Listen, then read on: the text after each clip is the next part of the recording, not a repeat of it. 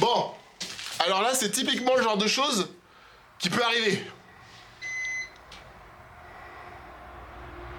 Je sais pas si t'as vu, j'ai coupé le contact et ça continue de s'auto-alimenter.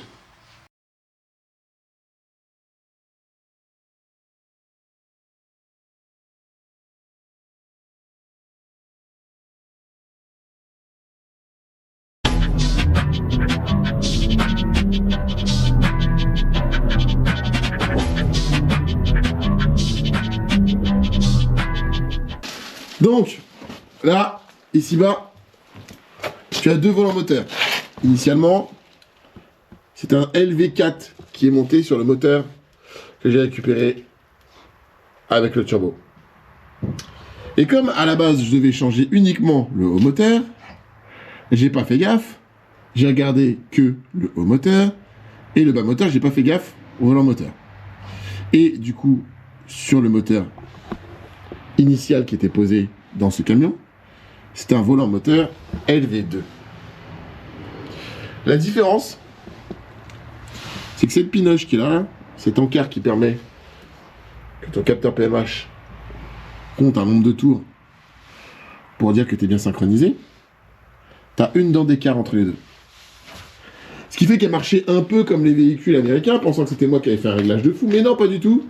C'est juste qu'en fin de compte, elle a été décalée d'une dent. Et vraiment, je me suis dit quand même, il n'y a pas de puissance.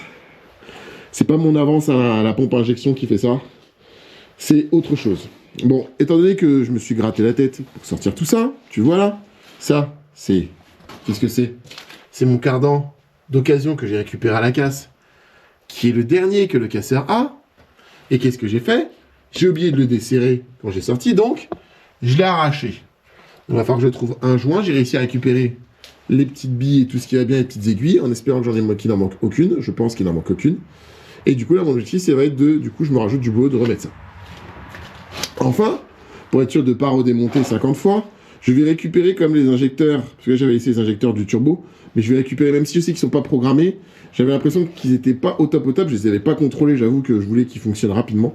Donc je vais récupérer les injecteurs, les nettoyer et les contrôler. Et si c'est pas bon, je vais récupérer les autres injecteurs qui étaient sur ce modèle-là. De toute manière, là-dessus, ils envoient, il n'y a pas de réglage sur ces injecteurs-là. Tout vient de la pompe. Donc voilà. Et surtout, le plus gros des problèmes, et là je ne sais pas comment je vais faire, la durite d'admission d'huile est fuyarde au niveau du bâti inférieur du moteur. Donc ici, là, ça fuit au milieu. J'ai regardé, tous les joints, tout est bon, l'olive n'est pas abîmée, mais ça fuit. J'ai beau essayer de faire l'étanchéité, ça fuit. Donc je vais devoir en retrouver une, parce qu'à mon avis, je pense qu'il doit y avoir un truc qui ne doit pas aller. Et en même temps, je vais en profiter, je vais revidanger le moteur, parce qu'il est encore plein d'huile, et je vais regarder du coup à l'intérieur s'il n'y a pas un truc qui l'empêche d'avoir cette étanchéité dont j'ai besoin. Voilà, donc du coup, il n'y a plus qu'à.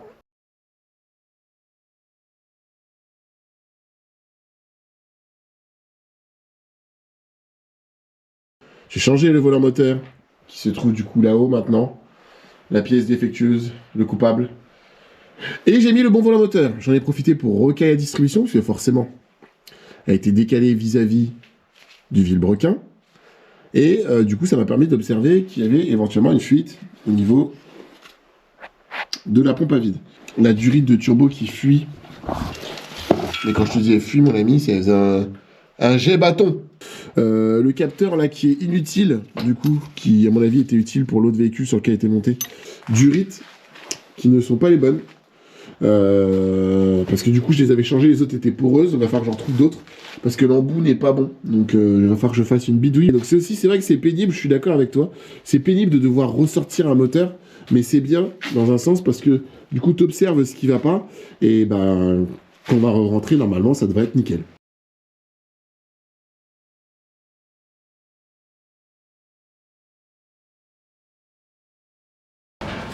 Et me voilà, du coup voilà.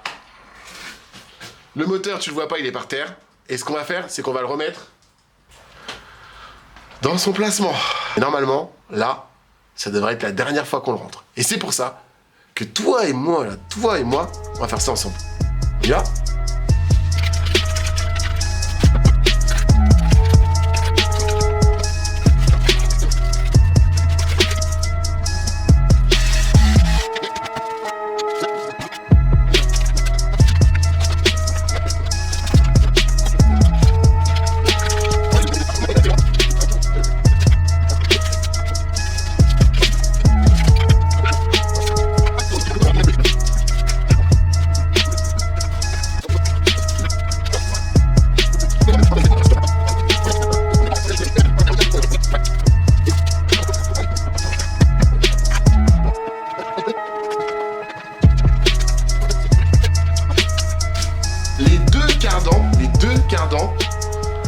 cadrans sont en place. Ça commence à se préciser. Bon, faut bien en finir avec ce véhicule, qu'est-ce que t'en penses? Je pense qu'on a presque fini. Support remonté, faisceau électrique remonté. Il ne reste plus qu'à mettre un petit peu d'huile dans la direction assistée. Remettre un petit peu d'huile dans le moteur parce qu'il y a la moitié de l'huile qui s'est mise par terre au premier essai. On va pas encore mettre l'huile de boîte parce qu'on n'est pas sûr que tout fonctionne comme il faut. Le patient est sous aide respiratoire, comme tu peux l'entendre. Moi, personnellement, c'est ces moments-là que je kiffe. Quand t'as tout fait, que t'as gavé en carburant, que tu viens de brancher ta batterie sur le booster pour lui donner un petit coup de boost, et que tu t'apprêtes à mettre... Bon là, en l'occurrence, vraiment, c'est un petit coup de Star Pilot, mais là, on va mettre un tout petit peu de dégrippe en frein, puisque j'ai plus de Star Pilot, et que tu t'apprêtes surtout à tourner cette petite clé, et que tu espères que tout va bien. J'espère que j'aurai pas cette prise à refaire une deuxième fois, quoi. C'est la première fois que j'ai oublié de te filmer, et là, j'espère que ce sera la bonne prise du premier coup, qu'il tournera rond. Donc t'inquiète pas, ça risque de claquer un peu parce que c'est assez... C'est pas huilé, c'est assez sec le dégrippe en frein, c'est pour ça qu'il faut utiliser du Star Pilot, c'est quand même mieux fait. C'est quand même fait pour faire démarrer les véhicules. Le dégrippe en frein, c'est quand t'as plus de choix comme moi qui te reste plus rien à faire. Et que tu vas faire démarrer un vieux tank comme ça. C'est pour ça que je laisse un peu évaporer, pour être sûr non plus que ça s'emballe pas. Et puis de merde, ça venait à s'emballer, je viendrai boucher l'admission d'air. Bon bah voilà, y a plus qu'à. Allez go. Souhaite-moi bonne chance.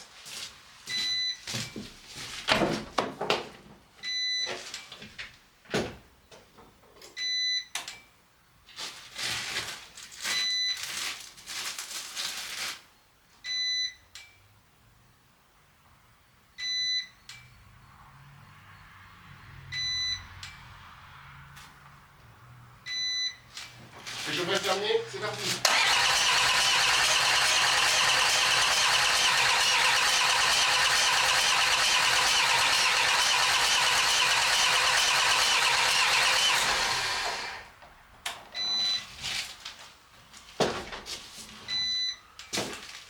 Peut-être que le moteur est un peu froid, j'ai mis un coup de... Hop.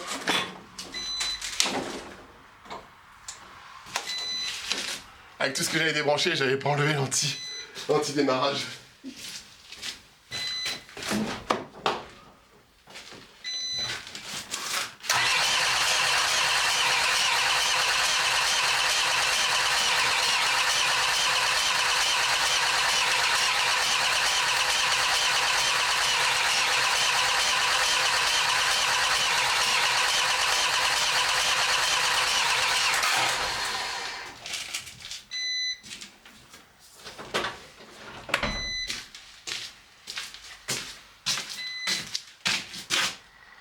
Il va falloir chercher pourquoi ça démarre pas.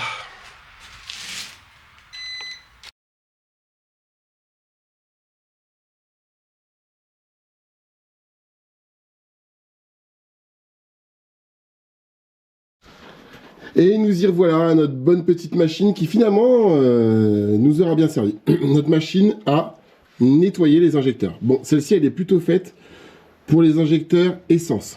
D'ailleurs, il y a encore les anciens injecteurs de l'Audi A4 qui sont montés dessus. D'ailleurs, il reste encore les deux autres qui sont là. Bref, peu importe. Nous, c'est pas ce qui nous intéresse. Ce qui nous intéresse, nous, c'est le bac et le traçon qui est monté dessus.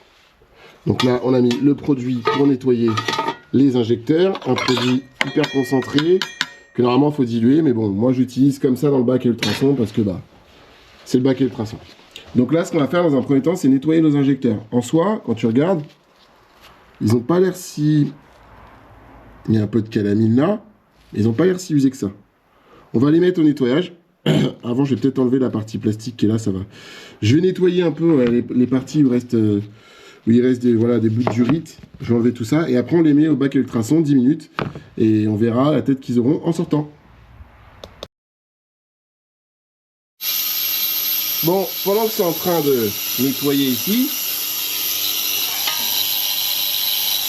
ouais, on voit bien que le liquide commence à changer de couleur, donc c'est-à-dire que ça fait bien son travail.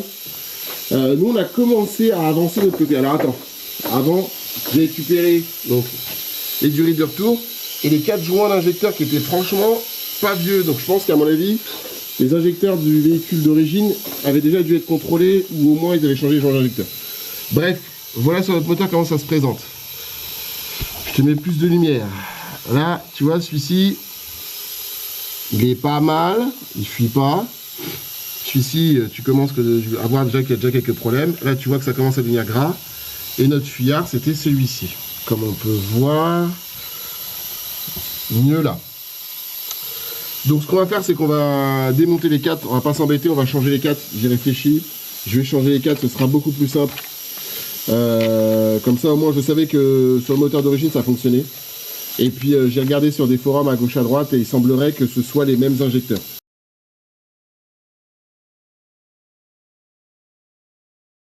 Au démontage, on va vérifier, mais pour moi, oui, je suis en train de m'embêter avec cette durite, cette durite d'alim de gazole. Mais pour moi, du coup, c'est les mêmes. Donc, on va vérifier ça une fois démonté. Mais là, on s'attelle au démontage.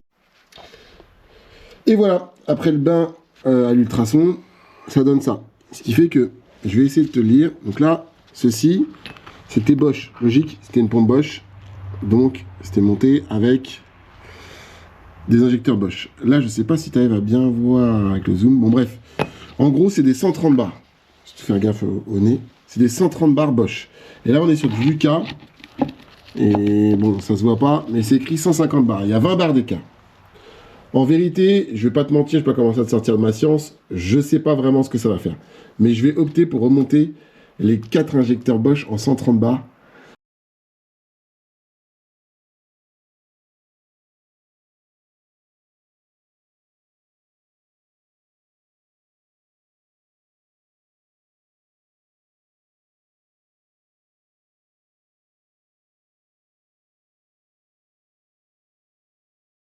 Qui m'ont l'air déjà en meilleur état. En plus, je viens de les nettoyer. Et en plus, je sais pas si tu as remarqué. Moi, j'ai remarqué ça. Là, tu vois, le pied, il est parfaitement droit. Il n'y a aucun souci. Et là, on dirait que c'est fissuré. Les endroits où c'est bien net, les endroits où c'est fissuré. Et tu vois, pourtant, j'ai bien récupéré les 4 joints d'injecteur. On dirait comme s'il y avait, quand tu regardes la couleur, en plus, c'est un peu cuivré. Comme s'il y avait des joints d'injecteur. Mais j'ai essayé de taper pour les sortir. Ça va de pair. Donc déjà, c'était sur les 2 injecteurs qui fuyaient, enfin les 2 parties qui fuyaient, tu vois, 2 parties bien grasses, c'est là où il y avait cette espèce de choses en plus, d'injecteurs, de joints d'injecteurs en plus. Bref, mieux vaut que tout soit égal. J'ai regardé, les puits sont exactement de la même distance, donc je sais pas pourquoi il y a cette espèce de joint supplémentaire, mais on va repartir sur les 4 injecteurs du moteur d'avant qui fonctionnait bien, parce qu'il démarrait bien. Le seul truc, c'est qu'il y avait le joint de culasse. Je sais pas si tu te rappelles, avant, on l'a vu. Et comme la disque était décalée, ça avait cassé des soupapes, ainsi de suite. Donc bref, on va remonter 4 injecteurs parce que je l'ai réussi à le rentrer par lui-même, donc en roulant. Donc ça veut dire qu'il fonctionnait plutôt bien et il avait une bonne accélération. Donc je vais remonter des valeurs que je connais. Ceci, je ne sais pas, je n'ai jamais fait tourner le moteur avant. Bon, après maintes et maintes essais, c'était juste qu'il fallait gaver la machine.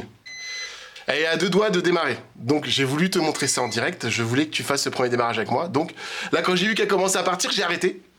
En espérant que ce qui reste, parce que j'ai dû mettre à peu près la moitié du dégrippe en frein. Bon, pas bien du tout.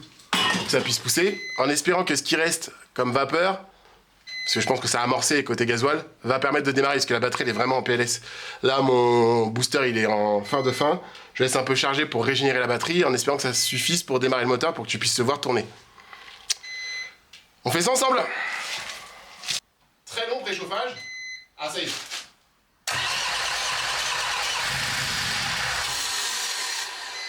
Allez, on essaye.